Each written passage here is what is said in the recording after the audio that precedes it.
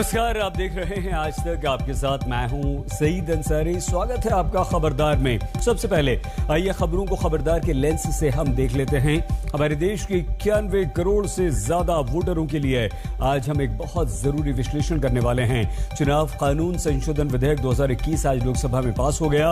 इस बिल में voter list में डबल एंट्री, फर्जी मतदान रोकने के लिए वोटर आईडी और लिस्ट को आधार कार्ड से जोड़ने का प्रावधान है। इस बिल को लेकर सरकार और विपक्ष के अलग अलग तर्क हैं। सरकार इसे एक बड़ा चुनाव सुधार बता रही है, तो विपक्ष को इसमें चुनावी स्टंट और निजता का खतरा नजर आ रहा है। इस बिल के क्या फायदे, क्या खतरे हो सकते हैं, इस पर हमने तमाम नेताओं, चुनावी प्रक्रियाओं के एक्सपर्ट से बात की है। हम आपको ये भी बताएंगे कि आधार और वोटर आईडी को लिंक करने का तरीका क्या होगा। पिछले कुछ दिनों से आप एक शब्द बार बार सुन रहे हैं और वो शब्द है बेअदबी। विधानसभा चुनाव से ठीक पहले पंजाब की राजनीति में इसी शब्द ने आग लगा दी है और लोगों की भावनाएं भी बेअदबी को लेकर भड़क गई हैं। स्वर्ण मंदिर और कपूरथला में हुई गुरु ग्रंथ साहब जी की बेअदबी की घटनाओं के पीछे क्या कोई साजिश है? इस एंगल से भी जांच पूरी हो रही है। इस पर पूरी रिपोर्ट हम आपको दिखाएंगे और साथ में ये भी बताएंगे कि गुरु ग्रंथ साहिब जी की बेअदबी का अर्थ क्या है, इस पर सजा का कानून क्या है, बेअदबी का इतिहास क्या है, इसका राजनीतिक प्रभाव क्या है। लोग क्रिसमस, न्यू ईयर की पार्टियों की तैयारी कर रहे हैं, लेकिन सेंटा और न्यू ईयर के गिफ्ट से पहले ओमिक्रॉन आधम का। आईसीएमआर चिंतित है कि जश्न के माहौल में कहीं लोग ओमिक्रॉन को इन्विटेशन न दे दें। देश की राजधानी दिल्ली में पिछले 6 महीने में पहली बार एक दिन में 100 से ज्यादा कोरोना केस आ गए। ओमिक्रॉन का अलार्म बज रहा है। इस समय पार्टी का ये समय नहीं है, सुरक्षा का प्लान बनाने की जरूरत है। और शुरू में ही आपको एक्स्ट्रा हम खबरदार कर देते हैं। जम्मू कश्मीर के लिए बने परिसीमन पैनल ने जम्मू में 6 और कश्मीर में घाटी में 1 और विधानसभा सीट बढ़ाने का प्रस्ताव किया। इससे जम्मू में 43, कश्मीर में 47 सीटें हो जाएंगी। अनुसूचित जनजातियों के लिए 9, अनुसूचित जातियों के लिए 7 सीटें रिजर्व होंगी। वहीं पीओके के लिए 24 सीटें रिजर्व होंगी। इस तरह जम्मू कश्मीर विधानसभा की 83 सीटों को बढ़ाकर 90 करने का प्रस्ताव है। जम्मू कश्मीर में पहली बार अनुसूचित जातियों को चुनावी आरक्षण दिया जाएगा। परिसीमन पैनल ने इस पर 31 दिसंबर 2021 तक सुझाव मांगे। पंजाब में विधानसभा चुनाव होने वाले हैं और पंजाब की राजनीति में सिखों की धार्मिक भावनाओं से जुड़े मामले ही ये तय करते हैं कि पंजाब का मुख्यमंत्री किस पार्टी से होगा। पिछले 2 दिनों में पंजाब में बेअदबी के 2 मामले सामने आ चुके हैं। पहले अमृतसर में दरबार साहिब जी के प्रतिबंधित घेरे में एक युवक घुस गया, जिसके बाद उसकी पिटाई हुई और फिर उसकी मौत हो गई। इसके अलावा कपूरथला में एक शख्स पर निशान साहिब की बेअदबी का आरोप लगा, उसकी भी पिटाई के बाद उसकी मौत हो गई। इन दोनों ही मामलों ने पंजाब की राजनीति का पारा हाई कर दिया, क्योंकि ये धार्मिक मामले थे।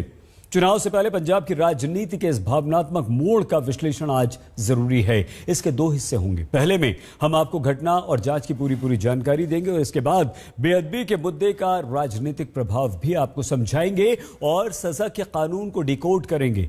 लेकिन आगे बढ़ने से पहले यह समझना बहुत जरूरी है कि आखिर बेअदबी होती क्या है, बेअदबी का शाब्दिक अर्थ क्या है। शाब्दिक अर्थ है अपमान, और जहां तक सिख धर्म से जोड़े जाने की से बात है तो मूल रूप से 3 बातों को बेअदबी कहा जा सकता है। पहली ये कि गुरु ग्रंथ साहिब जी या सिखों के पवित्र प्रतीकों का अपमान किया जाना, गुरु ग्रंथ साहिब जी के रखने के स्थान को नुकसान पहुंचाना भी बेअदबी है। इसके अलावा सिख गुरुओं के बताए रास्ते को या इतिहास को बदलने की कोशिश करना भी बेअदबी है। बेअदबी से लोगों की भावनाएं बहुत तेजी से आहत होती हैं, इसीलिए इसका राजनीतिक प्रभाव भी बहुत गहरा होता है। फिलहाल पंजाब के चुनावी माहौल में धार्मिक रंग आ चुका है।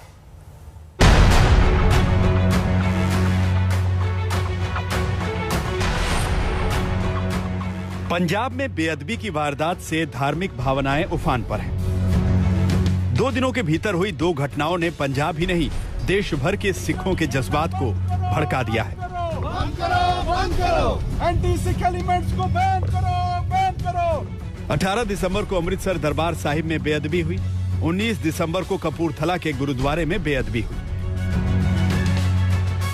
इन दोनों घटनाओं के पीछे कौन है, यह फिलहाल जांच का विषय बना हुआ है, लेकिन हम आपको इन घटनाओं से जुड़ी कुछ खास बातें बताना चाहते हैं। जैसे 18 दिसंबर को बेअदबी की जो घटना हुई, उसमें रहराज साहिब पाठ के दौरान एक शख्स मुख्य आराधना स्थल की रेलिंग फांदकर अंदर घुस गया। उसने गुरु ग्रंथ साहिब के सामने रखी तलवार को उठाने की कोशिश की। इस दौरान लोगों ने उसे पकड़ा और उसकी पिटाई की, जिससे उसकी मौत हो गई। हिंदुस्तान की आस्था का प्रतीक माने जाने वाले स्वर्ण मंदिर में बेअदबी की घटना ने पूरे पंजाब को चौंकाया, हतप्रभ कर दिया कि आखिर ये घटना कैसी हुई। खुद यहाँ के मुख्यमंत्री को ये कहना पड़ा कि ठीक चुनाव के पहले कहीं असामाजिक तत्वों की साजिश तो नहीं। घटना के बाद एक शख्स की मौत हुई और अब जो स्पेशल टीम बनाई गई है पंजाब पुलिस की ओर से, वो फॉरेंसिक जांच कर रही है, फॉरेंसिक सबूतों का इंतजार कर रही है कि आखिर वो युवक कौन था जो यहाँ पर आया, जिसने बेअदबी की, जिसकी मौत हुई। लेकिन जैसे घटना हुई, पूरे सूबे में अफवाहों का दौर फैला, लेकिन पंजाब पुलिस, पंजाब सरकार, तमाम एजेंसियां हरकत में आई और अफवाहों पर लगाम लगाई गई, साथ ही जांच के आदेश दिए गए। पंजाब सरकार ने इस मामले की जांच के लिए एसआईटी का गठन कर दिया है। शुरुआती जांच में कुछ खास बातें भी सामने आई हैं, जैसे जो युवक पवित्र दायरे में घुसा था वो पिछले 4 घंटे से स्वर्ण मंदिर में था। वो 3 बार दरबार साहिब परिसर में दाखिल हुआ था। सुबह 8:37 पर वो दरबार साहिब की परिक्रमा के पास दिखा। सुबह 11 बजे वो परिसर में दाखिल हुआ। वो लंगर हॉल के पास लगे सीसीटीवी कैमरे में दिखाई दिया। शाम को 5:45 बजे वो दरबार साहिब में फिर आया और अचानक उस दायरे में कूद पड़ा जहां जाने की पाबंदी होती है। स्वर्ण मंदिर में हुई इस घटना के बाद पंजाब के सीएम चरणजीत सिंह चन्नी वहां पहुंचे थे। मैं तुहानू दसना चाहता कि कल की घटना तो बाद ਜਿਹੜੇ ਹਿਰਦੇ ਬਲੁੰਦਰੇ ਗਏ ਹੈ ਤੇ ਮੈਂ ਸਿਰਫ ਭਰਿਆ ਮਨ ਹੋਣ ਕਰਕੇ ਅੱਜ ਗੁਰੂ ਸਾਹਿਬ ਦੇ ਦਰਸ਼ਨਾਂ ਵਾਸਤੇ ਆਇਆ। ਰੰਧਾਵਾ ਸਾਹਿਬ ਪਹਿਲਾਂ ਆ ਕੇ ਗਏ ਹੈ ਤੇ ਹੁਣ ਮੇਰੇ ਨਾਲ ਫੇਰ ਆਏ ਹੈ। ਸੋ ਇੱਕ ਬਹੁਤ ਹੀ ਮੰਦਭਾਗੀ ਘਟਨਾ ਹੋਈ ਹੈ, ਜਿਹਦੀ ਜਿੰਨੀ ਨਿੰਦਾ ਕੀਤੀ ਜਾਵੇ ਉਨੀ ਘੱਟ ਹੈ ਤੇ ਇਸ ਤਰ੍ਹਾਂ ਦੀਆਂ ਘਟਨਾਵਾਂ ਨਾ ਹੋਣ, ਉਸ ਲਈ ਮੈਂ ਪੂਰੇ ਪੰਜਾਬੀਆਂ ਨੂੰ ਅਪੀਲ ਕਰਦਾ ਕਿ ਜਿੰਨੀਆਂ ਵੀ ਧਾਰਮਿਕ ਸੰਸਥਾਵਾਂ ਹੈ, ਧਾਰਮਿਕ ਅਦਾਰੇ ਹੈ, ਧਾਰਮਿਕ ਥਾਵਾਂ ਹੈ, ਚਾਹੇ ਉਹ ਕਿਸੇ ਵੀ ਧਰਮ ਨਾਲ ਰਿਲੇਟਡ ਹੈ, ਉਹਨਾਂ ਦਾ ਪੂਰਾ ਧਿਆਨ ਰੱਖਿਆ ਜਾਵੇ। बेअदबी करने वाले युवक ने किस मकसद से ऐसा किया, इसका पता लगाना पुलिस के लिए चुनौती बन गया है, क्योंकि आरोपी की मौत हो चुकी है। हालांकि इस घटना के बाद स्वर्ण मंदिर की सुरक्षा बढ़ा दी गई है। वैसे तो सब भी पीसफुल है, तो फिर भी अपनी सुरक्षा के, क्योंकि आज सैटरडे संडे है, काफ़ी संगत बाहर से आई होती है, सुरक्षा के मद्देनजर हमने आज सुरक्षा प्रबंध किए हैं। 19 दिसंबर को कपूरथला में भी बेअदबी की एक वारदात हुई। यहाँ एक शख्स पर आरोप लगा कि उसने गुरुद्वारे में निशान साहिब का अपमान किया। हालांकि पुलिस का कहना था कि पहली नजर में मामला बेअदबी का नहीं, चोरी का लग रहा है। महाराज का स्वरूप ना कोई छेड़खानी नहीं हुई, कोई बेअदबी नहीं हुई किसी बुक दे नाल। हाँ, इन्हें तेल जिहड़ा सी उन्हां दा डोलिया होया सी, उन्हां दीयां जैकटां पाईयां होईयां सी। इन्हें जिद्दां इन्हां ने फड़िया उत्थों चोरी वाला ही सीन लग रहा सी। आपको हैरानी होगी, लेकिन जब इस युवक को बेअदबी के आरोप में पकड़ा गया तो उसे काफी देर तक बंद कमरे में रखा गया, जहां उससे पूछताछ हुई। कहाँ से आया तू? दिल्ली से? दिल्ली से कैसे आया? कौन लेके आया तेरे को? रहने वाले कहाँ के हो? यहाँ कहाँ रहता है? कहाँ रहते हो? कहाँ के रहने वाले हो?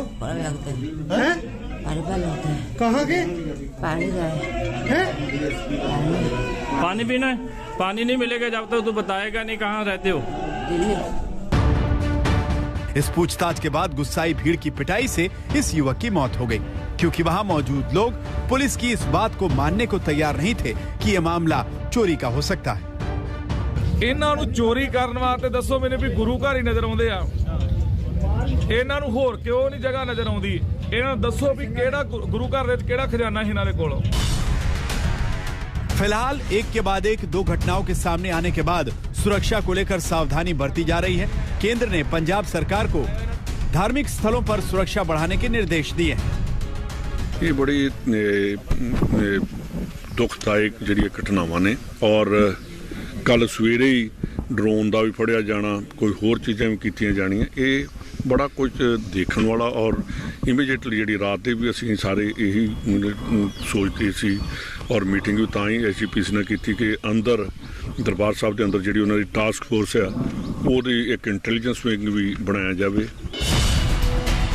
बेअदबी के मामले में स्वर्ण मंदिर में ही एक हफ्ते के अंदर 2 मामले सामने आ चुके हैं। 15 दिसंबर को भी बेअदबी के मामले में एक शख्स को पकड़ा गया था। उस पर गुटखा साहिब यानी छोटी पवित्र पुस्तक को सरोवर में फेंकने का आरोप था। लुधियाना के इस आरोपी से पूछताछ में पुलिस को अहम सुराग मिलने की उम्मीद है। अमृतसर और कपूरथला में बेअदबी करने वाले दोनों आरोपियों की पहचान नहीं हो पाई है। हालांकि पुलिस अमृतसर में बेअदबी करने वाले शख्स के फिंगरप्रिंट के जरिए उसकी जानकारी जुटाने की कोशिश में लगी है। पुलिस को उम्मीद है कि अगर उसका आधार कार्ड बना होगा तो जानकारी मिल सकती है। मंजीत सहगल के साथ आशुतोष मिश्रा, अमृतसर, आज तक। पंजाब में धार्मिक प्रतीकों का अपमान या कहें कि बेअदबी की घटनाएं हमारे देश में सबसे ज्यादा होती हैं। आईपीसी की धारा 295, 95A, 297 के तहत बेअदबी के मामले दर्ज होते हैं। एनसीआरबी की 2018 से लेकर 2020 तक की रिपोर्ट ये बताती है कि पिछले कुछ सालों में बेअदबी के सबसे ज्यादा मामले पंजाब से हमारे सामने आए। वर्ष 2018 में पंजाब में कुल अपराधों में से बेअदबी के 0.7% केस सामने आए। दूसरे सभी राज्यों में यह आंकड़ा 0.1 से 0.4% के बीच था। पंजाब में 2019 में बेअदबी के 0.6% केस और 2020 में 0.5% केस दर्ज हुए थे। तो बेअदबी के मामलों पर पंजाब सबसे ज्यादा संवेदनशील इसलिए है क्योंकि गुरु ग्रंथ साहिब जी से बेअदबी को धार्मिक मान्यताओं के हिसाब से सबसे बड़ा अपराध माना जाता है। हम आपको 20वीं और 21वीं सदी की 4 बड़ी घटनाओं के बारे में भी आइए बताते हैं। इन घटनाओं ने पूरे देश पर जबरदस्त असर डाला था। 1970 में निरंकारी मिशन के प्रमुख गुरबचन सिंह ने गुरु गोविंद सिंह जी की बताई परंपरा को बदलना चाहा। इसे बेअदबी माना गया। बाद में 1980 में गुरबचन सिंह की हत्या कर दी गई। 1984 में ऑपरेशन ब्लू स्टार को बेअदबी की बड़ी घटना माना गया। इस घटना के बाद ही पूर्व प्रधानमंत्री इंदिरा गांधी की हत्या हो गई थी। 2007 में गुरमीत राम रहीम ने गुरु गोविंद सिंह जी जैसी पोशाक पहन ली थी। इसे भी बेअदबी माना गया और गुरमीत राम रहीम पर केस दर्ज हुआ। 2015 में फरीदकोट में गुरु ग्रंथ साहिब जी के साथ बेअदबी हुई। इस मामले में तनाव इतना बढ़ गया कि 2 साल बाद सत्ता परिवर्तन पंजाब में हो गया। अब आप अच्छी तरह से समझ सकते हैं कि बेअदबी का मामला पंजाब की धार्मिक भावनाओं से ही नहीं बल्कि पंजाब की राजनीतिक भावनाओं से भी जुड़ा हुआ है। अमृतसर, कपूरथला में हुई बेअदबी की घटनाओं के बाद पंजाब में राजनीतिक बयानबाजी काफी तेज हुई। बेअदबी करने वालों को सरेआम फांसी देने की बात हो रही है। बेअदबी पर सख्त कानून लाने की मांग भी बहुत तेजी से उठने लगी है।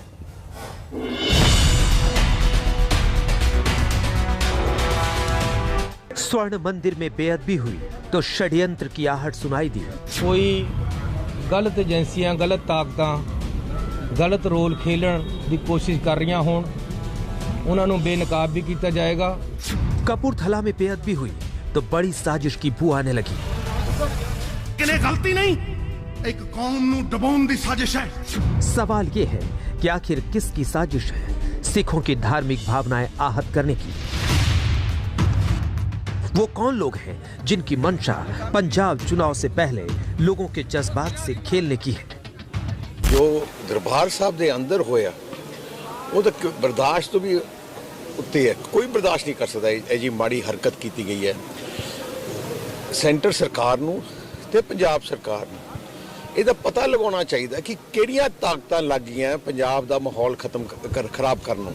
ऐसा शक है मन में कि ये किसी साजिश का हिस्सा हो सकता है। जांच होनी चाहिए। जांच के अंदर जो भी सच्चाई है वो सामने आनी चाहिए। जो दोषी हैं, जो भी जिन्होंने भेजा, उनके खिलाफ सख्त से सख्त कार्रवाई। पक्ष और विपक्ष दोनों को बेअदबी के मामले में बड़ी साजिश नजर आती है, लेकिन इस मामले में पंजाब सरकार के पास भी कुछ खास जानकारी नहीं है। यह जरूर है कि यह मुद्दा पंजाब की सत्ता तक पहुंचने की चाबी है। दरअसल बेअदबी का मामला सिखों की भावना से जुड़ा है।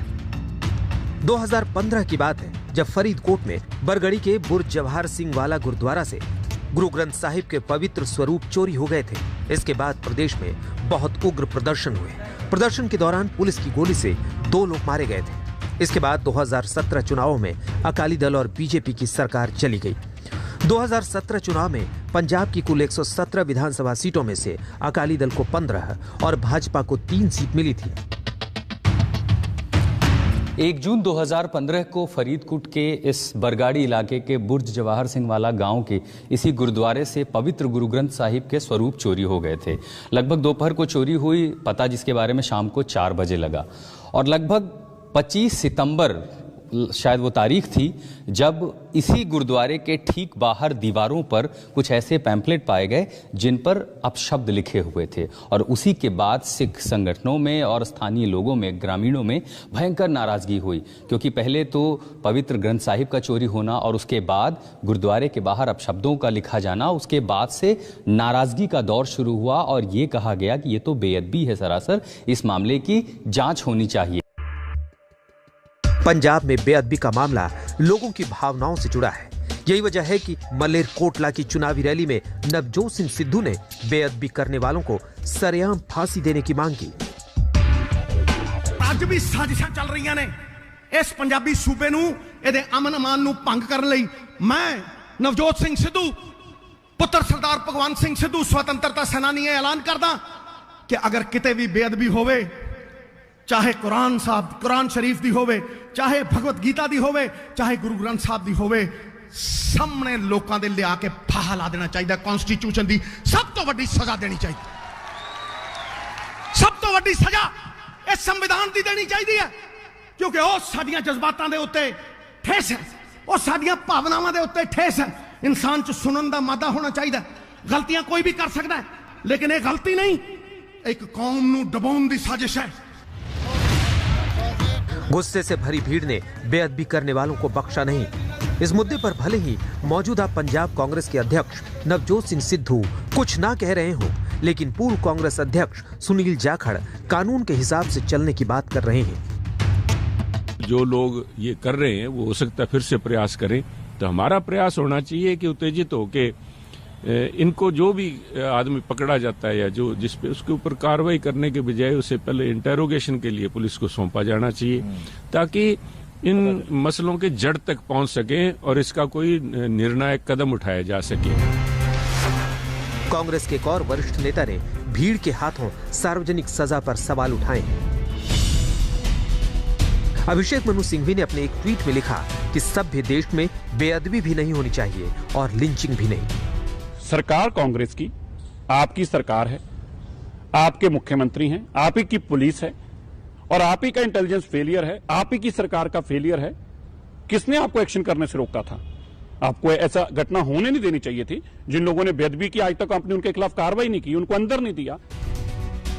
पंजाब की कांग्रेस सरकार भले ही इसमें सख्त और तेज कार्रवाई की बात करे, लेकिन उसे पता है कि 2015 में हुई जिस बेअदबी का मुद्दा उठाकर वो 2017 में सत्ता में आई थी, उस मामले को भी वो अंजाम तक नहीं पहुंचा पाई है। मंजीत सहगल के साथ आशुतोष मिश्रा, अमृतसर, आज तक। बेअदबी के मामले में इंसाफ दिलाने की बात राज्य सरकार करती रही, लेकिन ये समझना भी जरूरी है कि किन धाराओं के तहत ये मामले दर्ज होते हैं और सजा का प्रावधान क्या है। बेअदबी के मामले आईपीसी की धारा 295, 295A के तहत दर्ज होते हैं। गुरुद्वारे या वहां की पवित्र वस्तुओं को नुकसान पहुंचाने पर 2 साल तक की सजा हो सकती है। धार्मिक भावनाएं भड़काने के उद्देश्य से की गई बेअदबी पर 3 साल तक की सजा है। सिख समुदाय ये मांग करता रहा है कि बेअदबी के मामले में 10 से 20 साल की सजा होनी चाहिए। वर्ष 2018 में पंजाब ने बेअदबी के मामले पर कानून में संशोधन करके धारा 295A जोड़ने की बात आगे बढ़ाई थी। इसमें गुरु ग्रंथ साहिब जी, श्री भगवत गीता, पवित्र कुरान, पवित्र बाइबल की बेअदबी पर आजीवन कारावास का प्रावधान किया गया था। हालांकि इस प्रस्ताव पर केंद्र ने कोई भी एक्शन नहीं लिया। आइए अब बढ़ते हैं ओमिक्रॉन के खतरे की खबर पर। सावधानी हटी, दुर्घटना घटी। सड़क पर चलते हुए ये लाइन आपने जरूर कई बार पढ़ी होगी, देखी होगी, लेकिन आज ये बात ओमिक्रॉन वेरिएंट के लिए बिल्कुल फिट बैठती है। जिस तरह से लगातार ओमिक्रॉन के मरीज हमारे देश में बढ़ रहे हैं और हमारे देशवासी क्रिसमस, नए साल का जश्न मनाने की प्लानिंग कर रहे हैं, उससे ये तय समझिए कि तीसरी लहर लापरवाही पर सवार होकर आएगी। लेकिन इस सब के बीच कुछ देश ऐसे भी हैं जिन्होंने इस साल क्रिसमस और नए साल के सेलिब्रेशन पर ब्रेक लगा दिया है। नीदरलैंड्स ने 4 जनवरी तक संपूर्ण लॉकडाउन लगा दिया। अब वहां पर school, college, museum, pub, disco, restaurant पूरी तरह से बंद रहेंगे। अमेरिका और ब्रिटेन की सरकारें क्रिसमस और नए साल पर भीड़ को देखते हुए आंशिक लॉकडाउन या प्रतिबंध लगा रही हैं। फिलहाल ब्रिटेन में नाइट क्लब्स और पार्टियों पर जाने से पहले वैक्सीनेशन सर्टिफिकेट दिखाना अनिवार्य कर दिया गया है। इजराइल ने आज से अमेरिका, कनाडा, जर्मनी समेत 10 देशों को नो फ्लाई लिस्ट में डालकर यात्रा पर प्रतिबंध लगा दिया। फ्रांस की सरकार ने क्रिसमस और नववर्ष पर आतिशबाजी पर पूरी तरह से प्रतिबंध लगा दिया ताकि लोग एक साथ इकट्ठे न हो सकें। आयरलैंड ने पब और बार में रात 8 बजे के बाद एंट्री बंद करने के आदेश जारी कर दिए हैं। कुल मिलाकर दुनिया के कई देश इस सोच के साथ आगे बढ़ रहे हैं कि हम स्वस्थ रहे तो अगले साल नए साल का जश्न मना लेंगे। और आज इसी सोच को हमें और आपको भी अपनाने की जरूरत है। हमारे देश में ओमिक्रॉन के मामले बढ़कर 161 हो चुके हैं। दिल्ली में पिछले 6 महीने में पहली बार एक दिन में 100 से ज्यादा कोरोना के केस आज सामने आए हैं। ये बहुत गंभीर चेतावनी है। एक्सपर्ट्स बार बार तीसरी लहर की कोरोना की चेतावनी हमें दे रहे हैं और हम लोग जश्न की जिद कर रहे हैं। अगर आप भी क्रिसमस, नए साल पर जश्न मनाना चाहते हैं तो उससे पहले हमारे देश के स्वास्थ्य मंत्री की कुछ बातों को जरूर सुन लीजिए। वर्तमान समय में 161 केस पाया गया है और जैसा केस दुनिया में दिखने लगा तो तुरंत ही देश में वेरिएंट स्प्रेड ना हो, उसकी सुरक्षा के लिए भी भारत सरकार की ओर से सतर्कता रखी गई। आज देश में जो 161 केस पाया गया है उसमें से 13% केस एकदम माइल्ड है, 80% केस एसिम्टोमेटिक है, 44 केस ठीक होके अपने घर चले गए हैं। आज के दिन में हमारी कुल ये स्थिति है।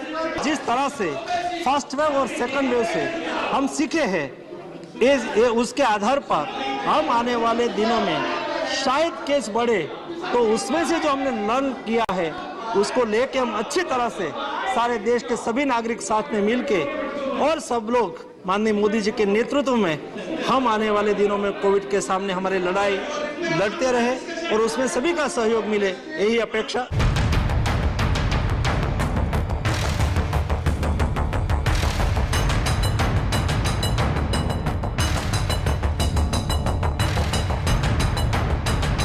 पूरी दुनिया इस वक्त क्रिसमस और नए साल की तैयारियां कर रही है और दूसरी तरफ ओमिक्रॉन आपकी लापरवाही का इंतजार कर रहा है। क्रिसमस की खुशियों का उपहार लेकर सेंटा क्लॉज आपके पास आए या ना आए, लेकिन ओमिक्रॉन आ सकता है। जश्न के मौके पर भीड़ में हुई आपकी छोटी सी लापरवाही देश के लिए बड़ी मुसीबत खड़ी कर सकती है। क्रिसमस और नए साल के जश्न को लेकर ICMR पहले ही आगाह कर चुका है। ये समय सामूहिक समारोहों से बचने का है। ये समय गैर जरूरी यात्रा से बचने का है। सेलिब्रेशन कम लोगों के साथ मनाया जाए तो बेहतर होगा। लोगों को जश्न का इंतजार है तो ओमिक्रॉन को भीड़ का।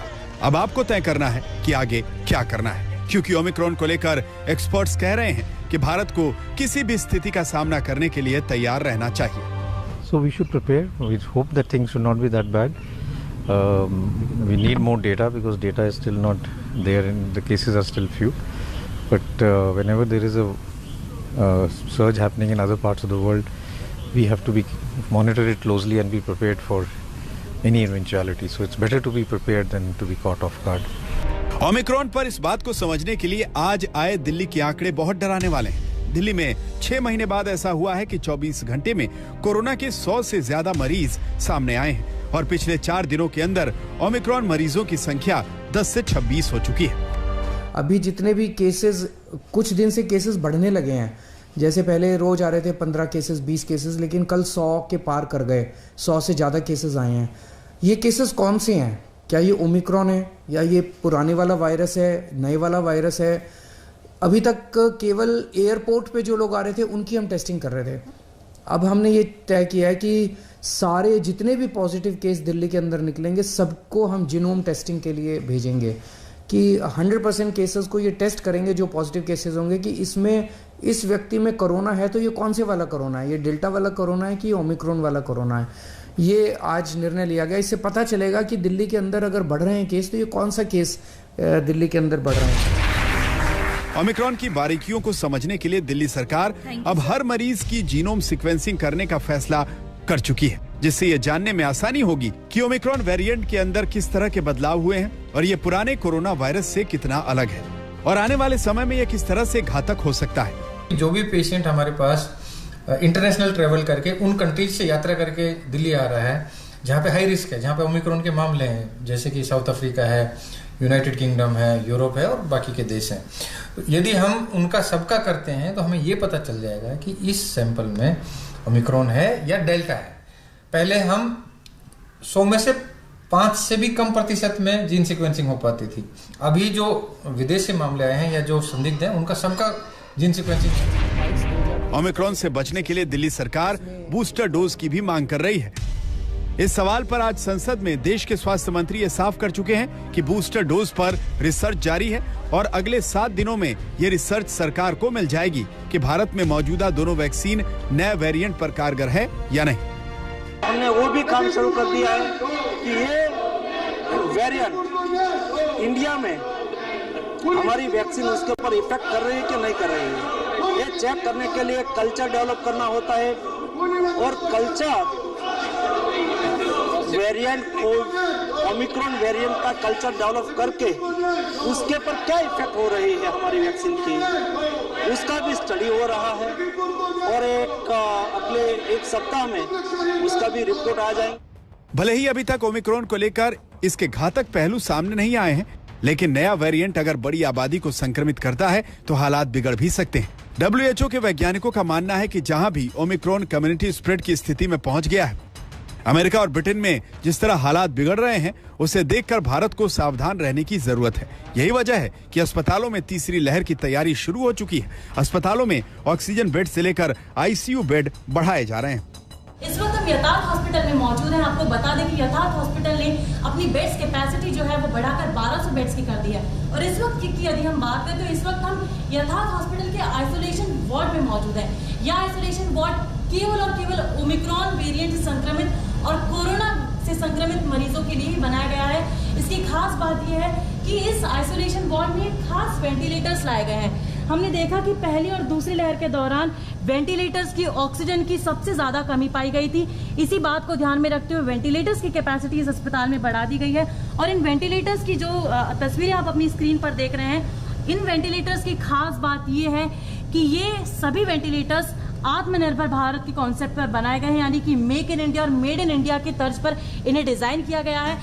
अब इन वेंटिलेटर्स की एक और खास बात यह है कि बच्चों के लिए भी इन वेंटिलेटर्स को डिजाइन किया गया है। एक तरफ ओमिक्रॉन की बढ़ती स्पीड, दूसरी तरफ अस्पतालों में ऑक्सीजन सप्लाई और बेड बढ़ाने की तैयारियां। इशारा समझिए कि देश में तीसरी लहर की संभावना बढ़ रही है और इन सब के बीच अगर आप भीड़ में क्रिसमस और नए साल के जश्न मनाने की तैयारी कर रहे हैं तो तय मानिए तीसरी लहर को रोकना बहुत मुश्किल होने वाला है। तेजश्री पुरंदरे के साथ आज तक ब्यूरो। और अब 91 करोड़ मतदाताओं से जुड़ी है खबर। चुनाव सुधारों के नाम पर सरकार ने विपक्ष के साथ एक और संग्राम मोल ले लिया। लोकसभा में आज चुनाव कानून संशोधन बिल 2021 ध्वनिमत से पास करा लिया गया। यह बिल वोटर कार्ड को आधार नंबर से लिंक करने का रास्ता साफ करता है, जिसका लगभग समूचे विपक्ष ने विरोध किया। चुनाव कानून संशोधन बिल 2021 के द्वारा वोटर कार्ड को आधार से लिंक करने के अलावा और क्या क्या बड़े बदलाव हो सकते हैं, हम इसके बारे में आगे आपको बताएंगे। लेकिन वोटर ID कार्ड से आधार को लिंक करने को लेकर विपक्ष की आपत्ति को पहले आइए समझ लेते हैं। विपक्ष की दलील यह है कि सरकार यह बिल ला ही नहीं सकती क्योंकि आधार एक्ट मतदाता सूची को लिंक करने की इजाजत ही नहीं देता। ऐसा इसलिए क्योंकि आधार एक्ट वित्तीय और अन्य सुविधाओं को सही व्यक्तियों तक पहुंचाने का माध्यम है, जबकि वोटिंग एक कानूनी अधिकार है। विपक्ष का कहना है कि आधार कार्ड पहचान का प्रमाण पत्र हो सकता है, नागरिकता का नहीं। विपक्ष का तर्क है कि आधार कार्ड को आधार से लिंक कराना निजता के अधिकार का उल्लंघन होगा। इस अधिकार को पुट्टस्वामी केस के द्वारा सुप्रीम कोर्ट ने परिभाषित किया है।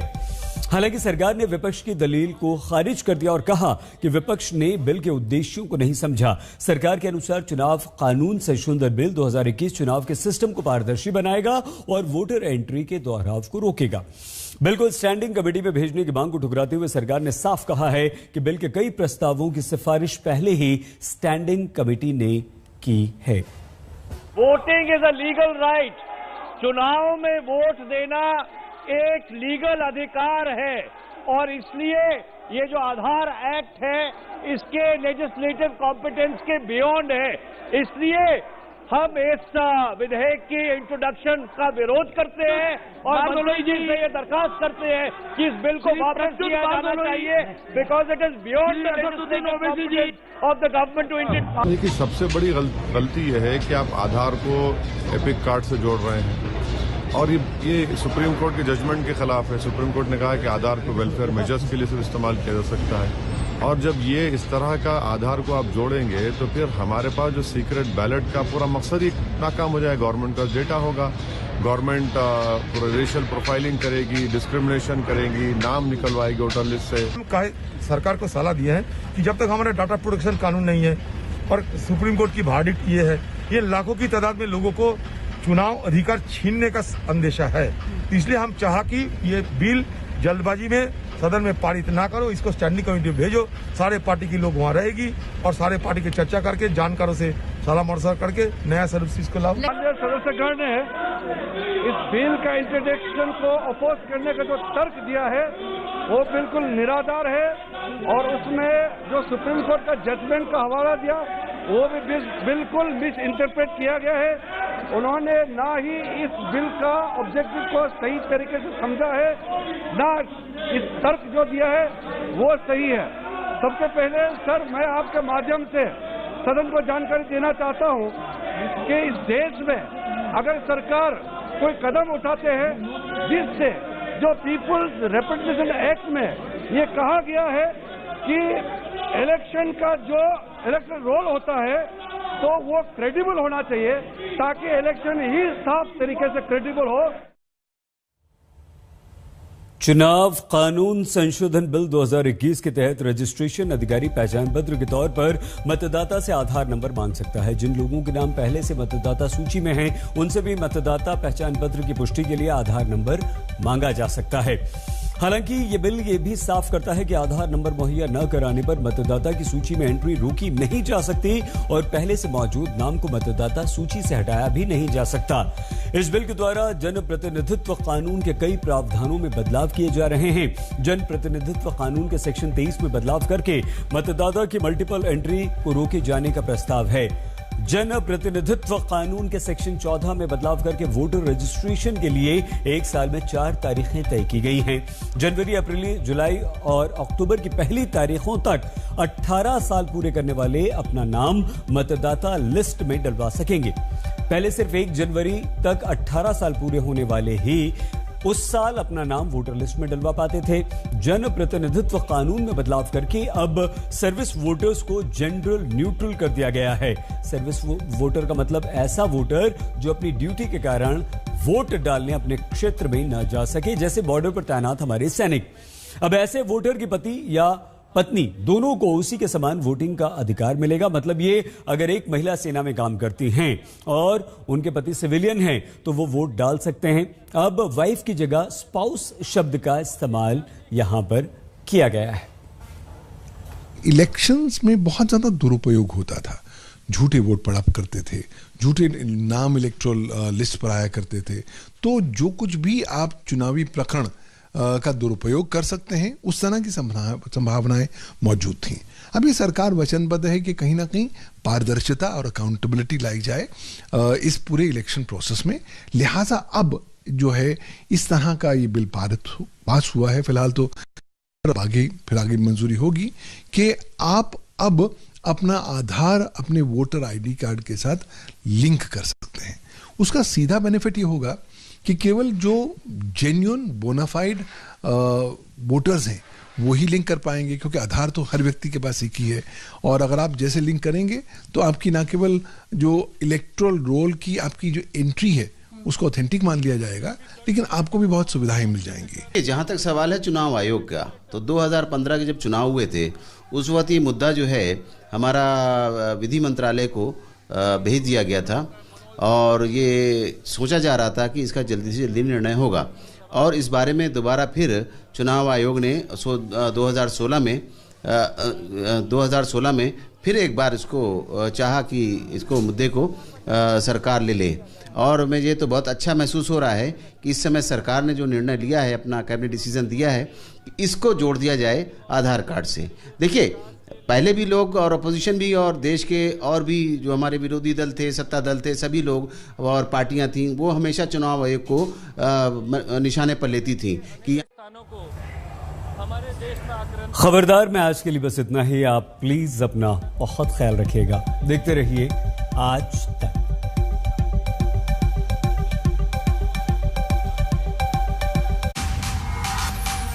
आज तक बेमिसाल 20 साल।